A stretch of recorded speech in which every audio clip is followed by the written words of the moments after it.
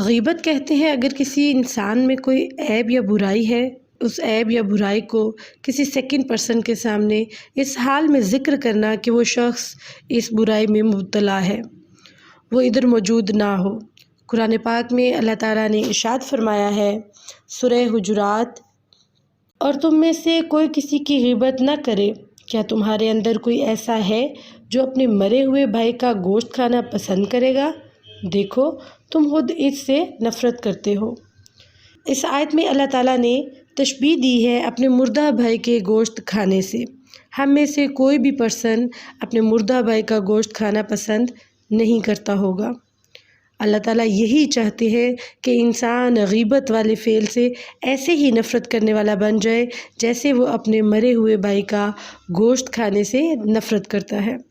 غیبت کے حوالے سے نبی کریم صلی اللہ علیہ وآلہ وسلم کا فرمان ہے، جو کہ حضرت انس بن مالک رضی اللہ تعالیٰ عنہ سے روایت ہے کہ رسول صلی اللہ علیہ وآلہ وسلم نے ارشاد فرمایا، جب مجھے معراج کروائی گئی تو میرا گزر کچھ ایسے لوگوں کے پاس سے ہوا جن کے ناخن تانبے کے تھے، وہ ان سے اپنے چہروں اور سینوں کو بری طرح نوچ رہے تھے۔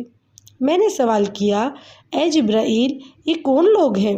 حضرت جبرائیل علیہ السلام نے جواب دیا، یہ وہ لوگ ہیں جو لوگوں کا گوشت کھاتے ہیں، یعنی غیبت کرتے ہیں اور ان کی عزتیں پامال کرتے ہیں۔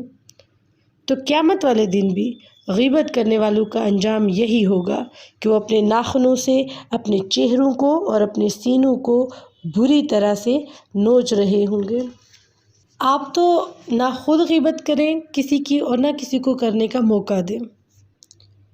حضرت اسماء بنت یزید رضی اللہ تعالیٰ عنہا سے روایت ہے کہ رسول صلی اللہ علیہ وآلہ وسلم نے ارشاد فرمایا، جس نے کسی مسلمان بھائی کی غیر موجودگی میں اس کی عزت سے برائی کو دور کیا، یعنی اس کی بے عزتی نہ ہونے دی، تو اللہ سبحانہ و تعالیٰ پر اس کا حق ہے کہ اسے جہنم سے آزاد کر دے گا۔